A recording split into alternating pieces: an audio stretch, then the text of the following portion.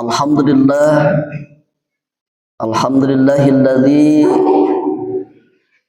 arsala rasulahu bil huda wa dinil haqq liyudhhirahu 'ala ad-dini kullih wa kafa billahi syahida. Amma ba'du.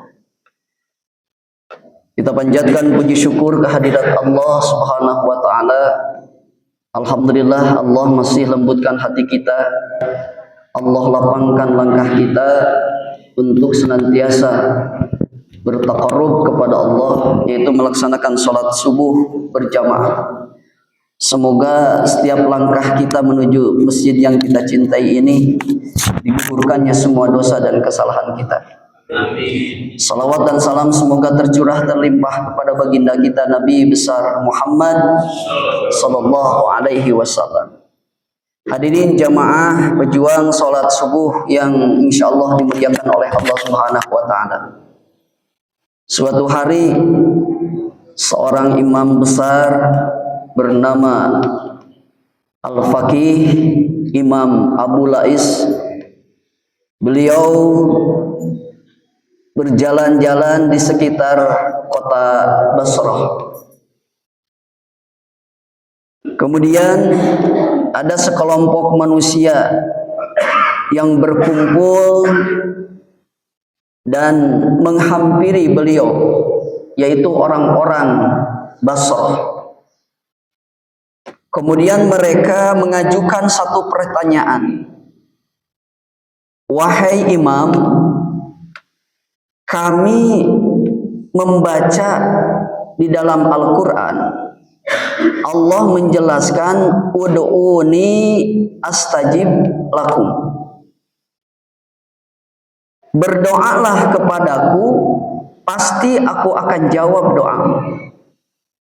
Bermohonlah kepadaku, pasti aku akan penuhi semua hajatmu. Itu yang tertera di dalam Al-Quran. Tapi kenapa imam, kata mereka, sudah sekian lama kami berdoa, sudah banyak kami memohon hajat kami, permohonan kami, tapi sampai sekarang doa kami tidak didengar, permohonan kami tidak dikabulkan. Apakah ayat Quran yang salah? Atau doa kami yang tidak pas? Atau mungkin Tuhan lagi lempengan tidak dengar? Mendengar pertanyaan orang-orang Basrah, Imam Abu Lais tersenyum. Apa kata beliau? Hei orang-orang Basrah, hatimu mati. Kalau hatimu mati, mana mungkin ada getaran channel langsung kepada Allah.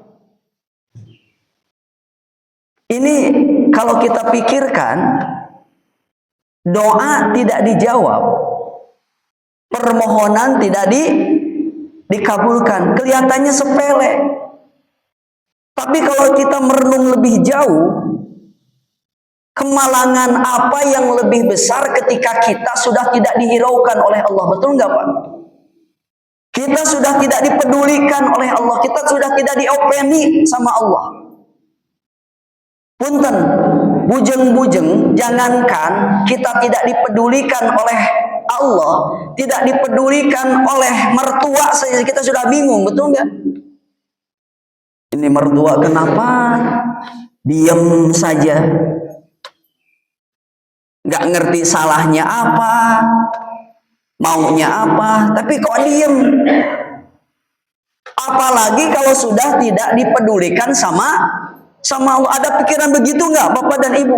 Kalau kita sudah tidak dipedulikan oleh Allah, doa kita tidak dijawab, permohonan kita tidak dikabulkan oleh Allah, mungkin ini adalah kemalangan yang sangat besar bagi kita. Dan mungkin kemalangan yang lebih besar dari kota Malang. Karena kita sudah tidak dipedulikan oleh Allah Subhanahu wa taala. Maka kata sang imam, hatimu mati. Kalau hati mati, kita ibarat apa? Kita ibarat mayat berjalan di hadapan Allah. Jasad ada tapi hati mati.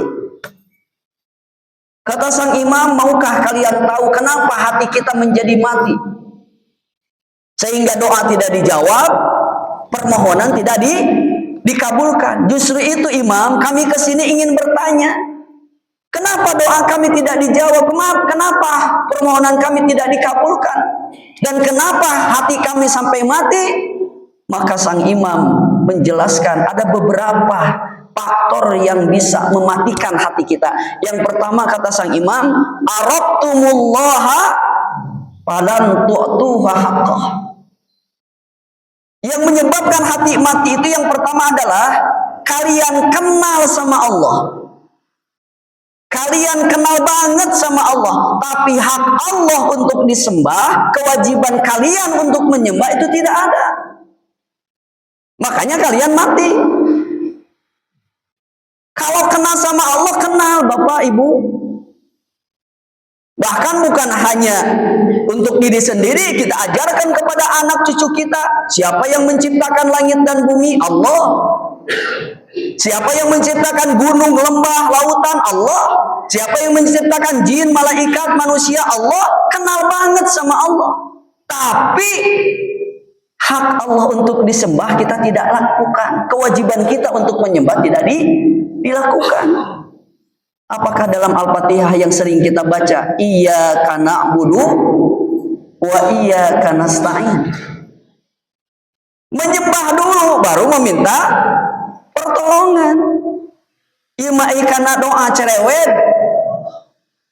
Ari ibadah hese. Jadi kenapa kita harus kenal sama Allah? Bukan hanya sekedar kenal, barengi dengan apa? Ibadah ritual kita. Da kumaha ieu mah tuh? Mendatangi Allah setahun 2 kali. Idul Fitri jeung Idul Adha. Bagaimana Allah akan dekat kepada kita kalau kita menjauh? Ini ada cerita lucu ini dalam medsos, dalam TikTok. Ada seorang tukang cukur yang sedang mencukur kliennya, langganannya. Kata tukang cukur, saya itu tidak percaya Allah itu ada. Cek nu dicukur, nah kamu bisa ngomong gitu? Kalau Allah itu ada, kata tukang cukur, gak mungkin di dunia ini ada orang yang sengsara, ada orang yang celaka, ada orang yang diberikan ujian dan musibah. Pasti Allah menjaga, itu kata tukang cukur. Yang dicukur tidak banyak bicara. Setelah selesai dia bayar, dia pulang. Ternyata dia balik lagi bawa orang yang gondrong. Cek orang yang sudah dicukur, apa kata tukang cukur? Saya mah percaya ya tukang cukur. Kenapa kamu ngomong gitu? Kan kamu tadi habis dicukur. Kalau ada tukang cukur di dunia ini, kenapa masih ada orang-orang yang gondrong? Harus ya Pak.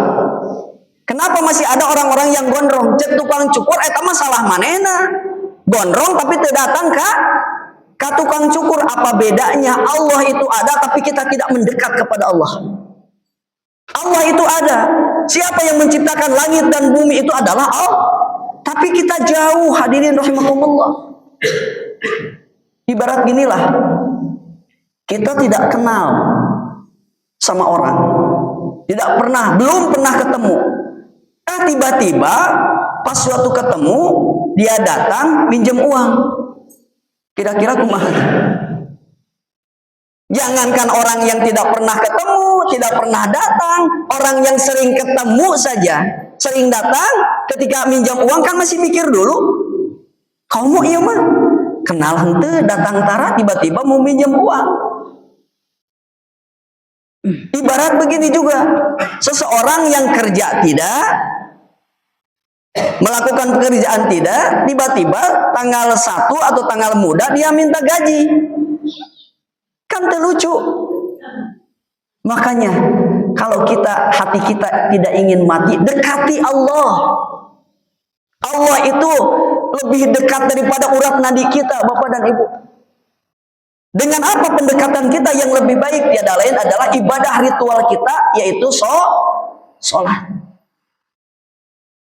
mohon maaf, ahli kubur, kuburan tuh ranca cili Pak, Bu, itu setiap kalinya, setiap hari alam kubur itu memanggil manusia itu dengan 5 panggilan. Panggilan yang pertama kata alam kubur, wahai manusia, aku ini adalah anak baitul zulmi atau anak baitul wahdah. Aku ini rumah kesendirian. Di tempatku itu tidak ada teman, sepi.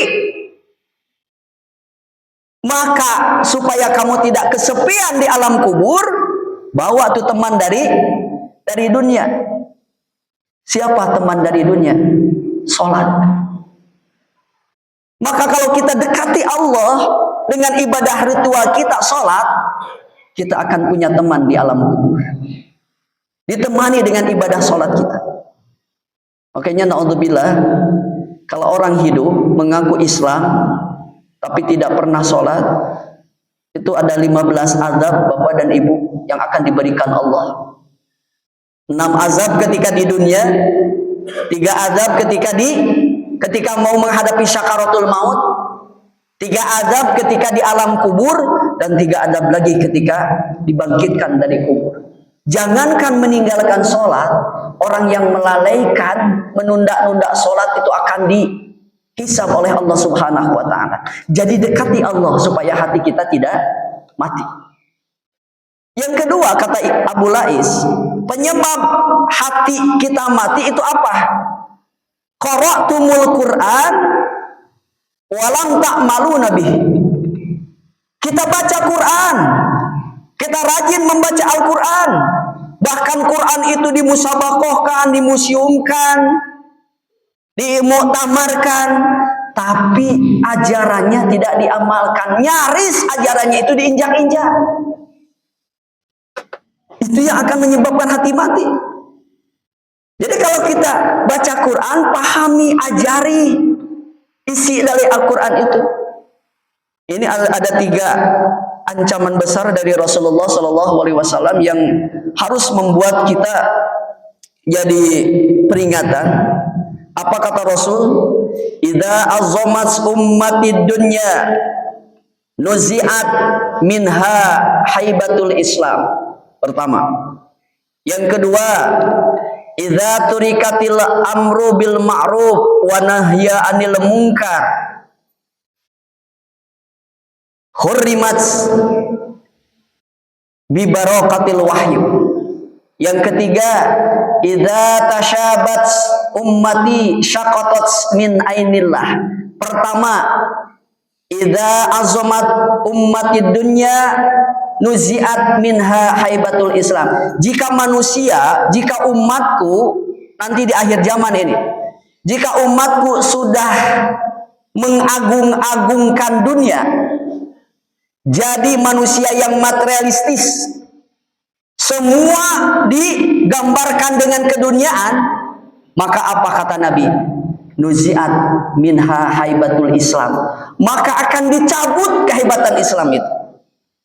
Kalau umatku sudah mengagung-agungkan materi, semuanya dilihat dari segi keduniaan, maka Allah akan cabut kehebatan Islam dalam dirinya. Orang Islam itu enteng. Orang Islam itu gampang disogok. Orang Islam itu berilah jabatan apa, udah dicabut kehebatan Islam. Nah ini juga hadirin rahimakumullah, penyakit yang akan nanti di hari kiamat, di akhir zaman. Kenapa Islam itu bagaikan buih di lautan, tidak ada apa, tidak berguna sama sekali. Karena apa? Dia terlalu mencintai dunia. Hubbud dunya wa karahiyatul maut, cinta dunia dan takut mati. Kalau semua sudah diukur dengan keduniaan, pangkat, jabatan, maka hebatan Islam itu sudah tidak ada. Kita itu tidak ada wibawa di depan orang-orang kafir itu. Itu yang pertama. Yang kedua, wa idza turikatul amru bil ma'ruf wa nahya 'anil munkar nuzi'at bi barakatil wahyu. Apabila manusia sudah meninggalkan amal ma'ruf nahi mungkar, maka kata Nabi apa? Akan dihilangkan keberkahan wahyu, keberkahan Al-Quran. Ini yang menyangkut kita ini. Jadi kalau kita nanti sudah tidak ada amal ma'ruf nahi mungkar, tidak ada mana yang salah, mana yang benar, mana yang halal, mana yang haram, sudah tidak bisa membedakan antara hak dan batil, maka keberkahan Al-Quran itu tidak ada. Mungkin nanti di akhir zaman Quran itu hanya tinggal tulisan dan Islam itu hanya tinggal nama. Jadi mereka mengukur mana baik, mana jelek itu bukan dari agama, tapi dengan otak, dengan akal. Akal jadi Tuhannya, berhala jadi akalnya juga. Jadi sudah tidak tahu mana yang benar, mana yang hak, mana yang batil. Itu kalau kita sudah meninggalkan amal ma'ruf dan nahi mungkar. Yang ketiga kata Nabi, idza tashabat ummati syaqatat min ainillah. Barang siapa umatku yang sudah saling apa? Gasak, gesek, gosok, saling menggunjing, saling menjatuhkan. Apa kata Nabi? Syaqatat min ainillah. Aku akan jatuhkan martabat dia di paling terendah. Kalau umat sudah saling menggesek-gesek, gasak itu apa? Menggunting dalam lipatan. Gesek itu apa? Fitnah sana, fitnah sini. Gosok itu apa? Sikut kanan, sikut kiri. Tidak tahu orang itu sakit bagaimana. Yang penting dia bisa nangkring. Yang harusnya mah kita itu apa oleh Nabi? Saling asah, asih, asuh. Tapi justru sekarang itu gasak, gesek, gosok. Gak tahu orang itu sakit atau tidak. Yang penting dia bisa nongkrong di atas. Itu keadaan umatku sekarang itu, kata Nabi. Yang ketiga, hadirin rahimakumullah, kenapa hati kita menjadi mati sehingga doa tidak dijawab, permohonan tidak dikabulkan? Apa kata Nabi? I'tadaitu ummati walam ta'malu nabi.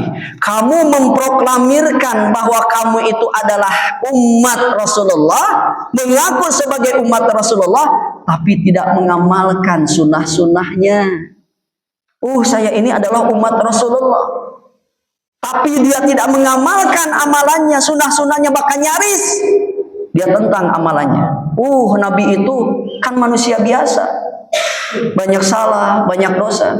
Kita itu tidak mesti ke hadis, karena hadis itu banyak yang doi, banyak yang lemah. Kita langsung aja kepada Al-Quran. Mohon maaf Bapak dan Ibu, kita sekarang bisa tahu agama, bisa tahu mana hak, mana batil, itu jasa siapa? Itu jasa Rasulullah SAW. Kita bisa sekarang sholat apapun itu ajaran siapa? Ajaran Rasulullah SAW. Memang secara biologis Rasulullah itu manusia biasa, tapi manusianya Rasulullah itu apa? Basyarun la kal basyar. Manusia yang kualitasnya beda dengan manusia yang lain. Kalau kita tidur, Rasul tidur enggak? Kita tidur, Rasul tidur enggak? Tidur. Tapi beda tidur kita dengan tidur Rasul. Ari tidur Rasul mah mata terpejam, hati tidak pernah tidur. Ari tidur orang mah tekau nggak mau bantal kan, kusek teing eling-eling. Kemudian Rasul berkeringat nggak? Berkeringat. Hanya kalau keringat Rasul mah apa? Harum. Yang pada saat itu tidak ada parfum, tapi harumnya luar biasa bagaikan kasturi. Kalau keringat kita, mangga we diukur. Rasul berludah enggak? Kita berludah enggak? Sama berludah dari segi biologis, tapi ludah Rasul mah obat, ludah orang beda. Apa buktinya? Ketika Rasulullah dan sahabat Abu Bakar berada di Gua Sur, itu mau ke Gua Hiro, kata Abu Bakar, ya Rasul, biarkan aku dulu yang masuk ke Gua Hiro. Aku bersihkan dulu binatang-binatang buas, takut nanti menyakiti Rasul. Silahkan. dibersihkan oleh Abu Bakar itu Ghairu. Betul, Abu Bakar disengat kalajengking. Yang namanya kalajengking Arab dia tuh Pak, bengkak ininya, jarinya. Pucat Abu Bakar ketika menghampiri Rasul, ya Rasul sudah beres, silahkan Anda turun. Rasul melihat dulu, memperhatikan. Kenapa Abu Bakar, kok muka kamu pucat? Enggak apa-apa. Apakah kamu tidak mau hijrah dari Mekah ke Madinah? Enggak. Apakah kamu takut diuber-uber Quraisy? Tidak. Apakah kamu enggak mau meninggalkan kampung halaman kamu? Enggak. Lalu kenapa muka kamu pucat? Ini disengat oleh kalajengking. Kenapa kamu enggak ngomong? Sini, cerot di ludahan. Pada saat itu juga sembuh. Sembuh seketika. Coba lamun ku bapak ku ibu di Ciduhanan. Nah itu bedanya. Jadi kalau ada orang yang mengaku sebagai umat Rasulullah tapi tidak mau mengerjakan sunnah-sunnahnya, diantaranya misalnya kalau di sunnah sholat itu apa? Ada sholat rawatib, ya, sholat yang mengiringi sholat fardu. Itu kan ada yang muakkad, ada yang ghair muakkad. Yang muakkad itu yang tidak pernah Nabi tinggalkan ada berapa? Ada 12 rakaat. 4 rakaat sebelum duhur, 2 rakaat sesudah duhur, 6. 2 rakaat setelah maghrib, 8. 2 rakaat setelah isya, 10. 2 rakaat sebelum subuh, jadi 12 rakaat. Itu yang muakkad.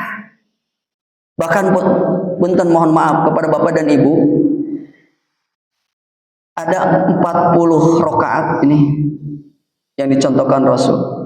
Kata Ustadz Adi Hidayat juga, ini 40 rakaat tolong dipertahankan. Kalau bisa jangan pernah ditinggalkan dalam 1 bulan saja. Tapi jangan 1 bulan berhenti, bukan berartinya. Dalam 1 bulan saja Bapak dan Ibu kita lakukan, insya Allah ada perubahan kebaikan dalam kehidupan kita. Apa rumusnya 40 rakaat itu? 1, 17. 17 itu apa? Formasinya 2, 4, 4, 3, 4. Apa itu? Sholat fardu. Sholat wajib. Istiqomahkan di masjid berjamaah. Kalau ibu-ibu wanita lebih baik di rumah. Apa yang kita baca? Kalau 4 rakaat bacaan Qur'annya rakaat keberapa saja? Ke-1 dan ke-2 ya. Itu kalau duhur pasangannya itu kan biasanya bapak dan ibu itu para renek resepna teh. Kalau duhur rakaat pertama Al-Falaq, rakaat kedua An-Nas. Itu yang contohkan Rasul. Asar rakaat pertama apa? At-Takasur. Ibu hafal At-Takasur? Alhaakumut takasur. Rakaat keduanya Al-Asri wal Asri, itu asar. Maghrib rakaat pertamanya Qul ya ayyuhal kafirun, Al-Kafirun. Rakaat keduanya Al-Ikhlas, kulhu. Hafal bapak kuliah? Kada bisa bolak-balik teu nepi-nepi. Soal nama ayat 3 teh walana teh. Wala antum abiduna ma a'bud, wala ana abidum ma abatum, wala antum abiduna ma a'bud. Tong wala deui. Ka bisi wala naon ni wala naon wala dorin ke kadituna. Ya, dan subuh Isya itu pasangannya itu apa? Rakaat pertama Al-Humajah. Apa itu Al-Humajah? Wailul likulli. Itu salat fardu ya. Rakaat keduanya Al-Fil. Alam Taro. Salat subuh apa? Salat subuh nu para raja disunatkan. Misalnya bapak dan ibu apal ayat kursi 225. Baca dalam salat subuh. Apal Yasin 1 sampai 10 sampai 15, baca dalam salat subuh. Hafal 3 ayat terakhir surat Al-Baqarah dari lillahi ma fis samawati sampai la yukallifu, baca dalam salat subuh. Disunatkan subuh itu yang para ranjang. Jadi 17 rakaat pertama yaitu salat fardu. Yang kedua 11 rakaat. 11 rakaat itu apa? Salat tahajud. Jadi salat tahajudnya bapak dan ibu standarnya itu 11. 11 11 itu tahajud 8, 3 witir. Formasinya apa 8 rakaat itu? 2, 2, 2, 2. Jadi 8 rakaat 4 kali salam. Usolli sunnat tahajud rakaataini lillahi ta'ala. Bacaan Qur'annya setelah Al-Fatihah bebas. Dan 3 witir di 2 salamkan. Yang pertama 2 rakaat, yang kedua 1 rakaat. Usolli sunnatan witir rakaataini. Kemudian bangkit lagi usolli sunnatan witri rakaatan. Kapan itu sholat tahajud dilakukan? Sholat tahajud dilakukan di sepertiga malam akhir. Kalau kita sholat subuh misalnya setengah 5, lah setengah 4 atau jam 3 Pak, bagus sekali. Tadi berapa? 17 tambah 11 berapa? 8. 28. Tinggal berapa lagi? 12 lagi. 12 itu apa? Tadi sholat rawatib. 4 rakaat sebelum duhur, 2 rakaat setelah duhur, 2 rakaat setelah maghrib, 2 rakaat setelah isya, 2 rakaat sebelum subuh. 2 rakaat sebelum subuh itu disebut dengan sholat fajar. Apa keistimewaan sholat fajar? Sholat fajar itu sholat yang disaksikan oleh seluruh malaikat. Aqimis sholata liduluki syamsi ila ghasyaqil laili wa qur'anal fajr. Jadi sholat sebelum subuh itu sholat fajar. Apa kata Nabi? Sholat fajar, sholat qobliyah subuh itu sholat di mana 2 rakaat sholat fajar lebih baik daripada dunia dan seisinya. Jadi dunia dan seisinya itu tidak ada apa-apanya kalau dibandingkan dengan 2 rakaat sebelum subuh. Maksudnya adzan subuh dulu, setelah adzan subuh sebelum qomat usolli sunnata subhi qobliyatan atau usolli sunnatan fajri rakaataini. Apa yang kita baca dalam sholat fajar itu setelah Al-Fatihah? Rakaat pertama alam nasroh, rakaat kedua apa? Alam taro, 2 alam. Hafal alam nasroh? Nah itu sunat-sunat dalam sholat misalnya. Puasa, kita cinta kepada Nabi. Apa yang disunatkan di dalam puasa? Senin Kamis misalnya. Puasa Arafah, puasa Yaumul Bid di pertengahan. Kalau kita tidak cinta kepada Rasulullah, sementara kita mengakui cinta tapi tidak mengakui amalan-amalan sunnahnya, bagaimana doa akan dijawab, permohonan akan dikabulkan oleh Allah? Ini yang ketiga. Dan yang keempat, kenapa hati kita mati? Kata Abu Lais, akaltum binikmati rabbikum walam tashkurulah. Kamu itu makan nikmat dari Allah tapi kamu tidak bersyukur. Ari makan nikmat Allah doyan pisan cek Allah teh, tapi bersyukur henteu. Coba kalau kita bayangkan Bapak dan Ibu, apakah berhenti nikmat Allah itu kepada kita? Dari mulai kita tertidur sampai kita terbangun kembali, apakah nikmat Allah itu berhenti?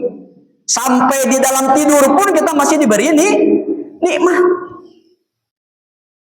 Bagaimana kita tidak syukur coba? Yang tadinya kita tidak ada jadi ada. Dari segi fisik biologis kita Bapak dan Ibu, Masya Allah, manusia itu adalah makhluk yang paling sempurna. Muka saja coba, muka diberi apa? Matanya berapa? 2. Di tengah-tengah ada hidung, dikasih lubang 2. Coba lubang hidung lamun kaluhur Pak. Dikasih bibir, telinga. Laqad khalaqnal insana fi ahsanin. Sungguh kata Allah, aku sudah menciptakan manusia itu dalam bentuk yang sempurna. Bapak dan Ibu coba upami ngaca di situ, di kebun kebun binatang. Sok akurkeun jeung saha wae, siapa yang lebih ganteng, lebih cantik? Gak ada. Sekalipun dengan malaikat kita itu lebih mulia. Masya Allah, saur guru abdi kapungkur, kaum kita ini kalau dibandingkan dengan jin, Masya Allah jauh Bapak dan Ibu.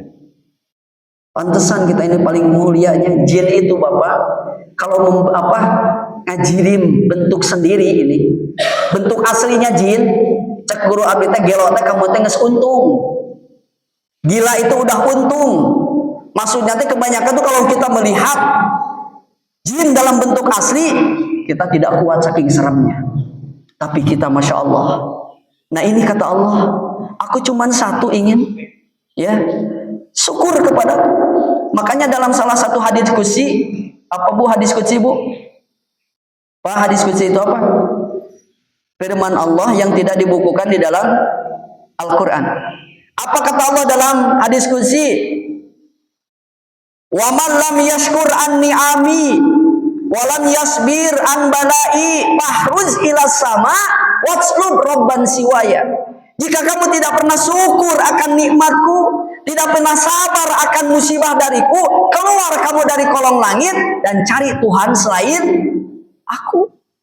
Jadi kalau kita tidak bersyukur akan nikmat dari Allah, tidak sabar akan musibah dari Allah, diusir bapak dan ibu kita ini dari kolong langit. Cek barudak ayeuna malam orang diusir di kolong langit, kamenong dek ka mana coba? Mun diusir di Bandung masih bisa ke mana?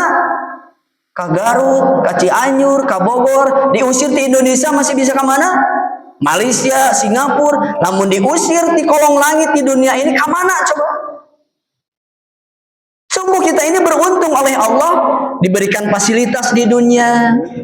Coba lamun orang diberikan fasilitasnya di bulan, kakarek lahir geus ngap-ngapan udah enggak ada oksigen. Itu nikmatnya. Makanya fabi ayyi ala rabb bikum tukadziban. Kita banyak bersyukur kepada Allah. Pernah Allah pasang pajak matahari Bapak dan Ibu? Pernah Allah pasang pajak gas? Coba kalau Allah pasang pajak matahari kepada kita, sanggup enggak kita bayar setiap saat? Enggak mungkin. Terus misalnya ibu, kalau di malam hari listrik mati, apa yang kita ucapkan Bu? Innalillahi. Terus lampu itu caang deui. Alhamdulillah. Menikah rajin alhamdulillah. Hari matahari setiap pagi jam segini keluar, pernahkah kita mengucapkan alhamdulillah ya Allah? Eta matahari tidak pernah cuti, tidak pernah WFH, bagus. Kan nggak ada istilah WFH, cuti. Matahari itu tiap pagi terbit, tiap sore terbenam. Itu rutin. Antara matahari dan bulan itu, Masya Allah, itu putarannya itu pas. Sering kita bersyukur kepada Allah. Nah, yang menyebabkan kita mati itu apa? Karena kita banyak memakan nikmat Allah, tapi kita jauh bersyukur kepada Allah Subhanahu wa Ta'ala. Itu yang akan menyebabkan hati mati. Keempat, yang menyebabkan hati mati kata Abu Lais, qultum mautal haq walam tasta'idulah. Kalian mengatakan bahwa mati itu adalah kebenaran, pasti terjadi, kullu nafsin dha'iqatul maut, tapi kalian tidak mempersiapkan apa persiapan atau teman sejati kita nanti untuk dirancang cili. Betul nggak Bu? Kita ini kan akan mati.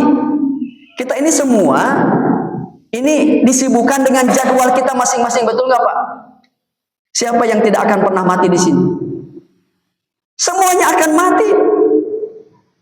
Mau yang bayi, anak-anak, remaja, dewasa, komo geus kolot meninini aki-aki geus waktuna. Kita ini kalau sudah umur 50, 50, itu ibarat apa? Ibarat kita itu setengah ke dunia, setengah ke ranca cili, Pak, Bu. Itu tuh setengah. Suku geus ka ranca cili, tambah geus sini di Riung Bandung. Tapi teu euy-euy keneh. Maka pantas dalam hadis Bukhari Rasulullah menyatakan barang siapa yang sudah umur 40 tahun ini Pak Bu, urang mah leuwih merenya. Ada yang lebih dari 60, 70. Barang siapa yang sudah umur 40 tahun, tapi umur 40 tahun ini perbuatan baiknya tidak bisa mengalahkan perbuatan yang salah, maka susah mendapatkan hidayah. Dia pantas dilemparkan ke dalam api neraka. Kamu orang mengis 50, 60 kalunggu. Bahkan apa kata ulama? Ada 10 yang harus dikurangi dan 10 yang harus ditambah kalau usia kita sudah 40 ke atas. Di antaranya banyak diam, tambah berzikir, tong loba makan, banyak puasa. Itu ente orang. Wah, orang makan lobana banyak botrang. Baso bari jeung umur geus ieu ge. Umur 40 tahun itu kurangi 10 tambah 10. Kurangi banyak bicara, banyak berzikir. Kurangnya bermewah-mewah, banyak berinfak. Kan tibalik. Dah hirup masa kali cenah. Jadi nikmati mah kumaha. Nah, itu salah. Jadi apa persiapan kita untuk menghadapi kematian? Kita sudah siap enggak? Kita akan pulang. Enggak tahu kapan ya. Padahal pulang itu kan sesuatu yang menyenangkan harusnya. Pulang itu sesuatu yang menyenangkan, betul nggak Bu? Kita kemarin habis Idul Fitri kita mudik, senang nggak? Senang bertemu dengan keluarga.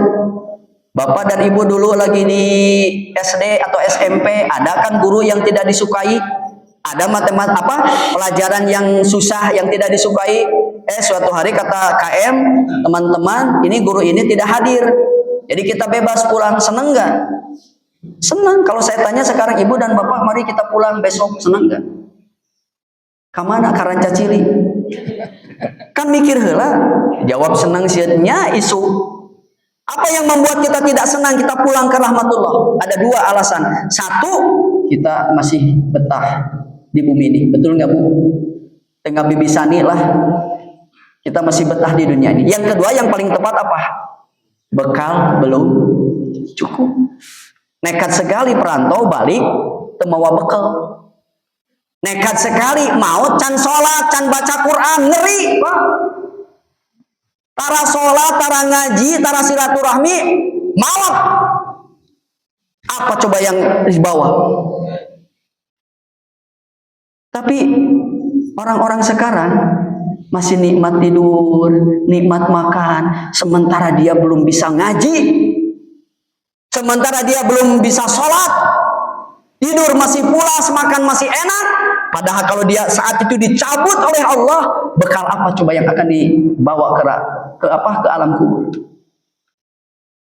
Kan tiga, ilmu yang bermanfaat, sedekah jariah, anak yang soleh. Makanya Bapak dan Ibu, nanti kata Ibnu Qayyim Al-Jauziyah, alam kubur ini luas, seluas langit dan bumi. Alam kubur ini nanti dibagi dua. Ada yang disebut dengan iliyin, ada yang disebut dengan sijin. Iliyin ini adalah kawasan area surga.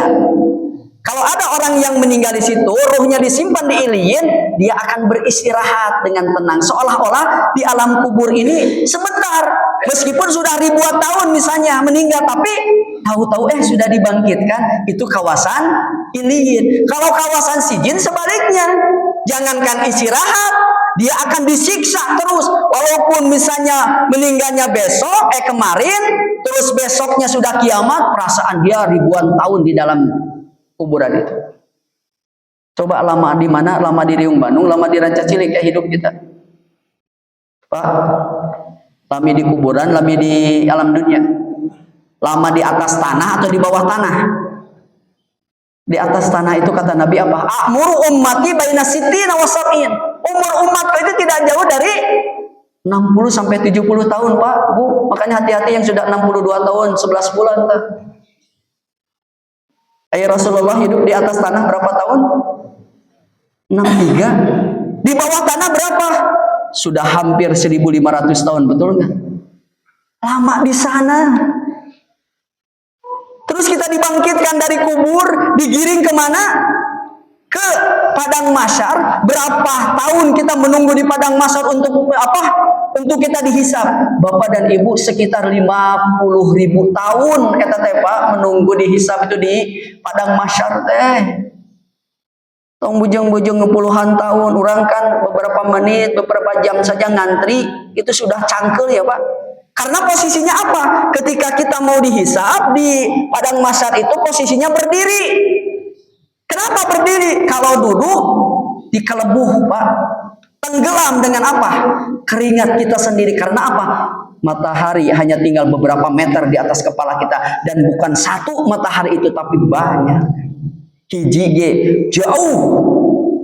Kita sudah panas. Itu. Nah, alam kubur itu ada iliyin, ada sijin. Kalau ada orang tua yang meninggal dunia dalam keadaan husnul khotimah itu apa? Baik di akhir. Kemudian kalau husnul khotimah ditempatkan di mana? Di iliyin atau sijin? Di iliyin, dia akan istirahat dengan tenang, mendapatkan rodoh min riyadil jannah. Diam. Tapi sayang, dia meninggalkan anak yang tidak taat.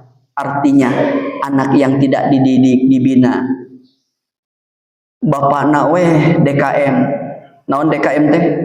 Deket ke masjid, rajin ke masjid. Indungna ketua majelis taklim dicada, tapi anakna ente di pasantren ke atau tong boraah di pasantren itu dididik, diajak sholat, tidak oleh orang tuanya. Maka yang tadinya orang tua yang baik, yang taat, yang husnul khotimah itu akan ditarik oleh anak itu karena tidak taat kepada Allah. Maka posisi anak itu jadi apa? Jadi adu, musuh. Tapi ada orang tua yang mati dalam keadaan su'ul khotimah, jelek di akhir, maka ditempatkan di kawasan mana? Sijin, disiksa terus, tapi meninggalkan anak yang qurrata a'yun, anak yang taat, anak yang soleh, yang terus mendoakan orang tuanya. Maka anak itu akan menarik orang tua yang tadinya di sijin, ditarik kemana? Ke ilin. Itu diantaranya teman sejati kita itu anak yang soleh. Terus sodakoh jariyah. Ibu suka sodakoh, bapak kalau ke masjid suka ngisi kanjeleng enggak? Ya, suka bawa dompet enggak? Dompetna aya isian teu? Aya nu beureum ning anu naon? Biru. Naon deui? Anu abu-abu lecek. Anu mana tanu diabuskeun? Paling nu abu-abu lecek 2000. Ternyata abu-abu lecek itu yang mengantarkan kita ke surga. Ya. Jadi kita mengakui bahwa kematian itu ada, tapi kita tidak mempersiapkan apa sih bekal kita. Maka kata Allah apa? Fatazawwadu fa inna khairaz zadi taqwa. Sebetulnya masih banyak Bapak dan Ibu. Insyaallah next di lain waktu kita akan sambung lagi. Belum nanti apa sih supaya kita tidak penyakit hati ini supaya dihilangkan dengan apa? Itu setidaknya dengan doa, dan doa itu harus pakai adab, kata Imam Ghazali. Mudah-mudahan hati kita tidak pernah mati. Kalau hati mati tidak ada channel, tidak ada getaran, langsung sampai kepada Allah, dan kita diberikan hati yang hidup, hati yang senantiasa bertakarub kepada Allah Subhanahu wa taala. Wallahu muwaffiq ala aqwamit thoriq. Assalamualaikum warahmatullahi wabarakatuh.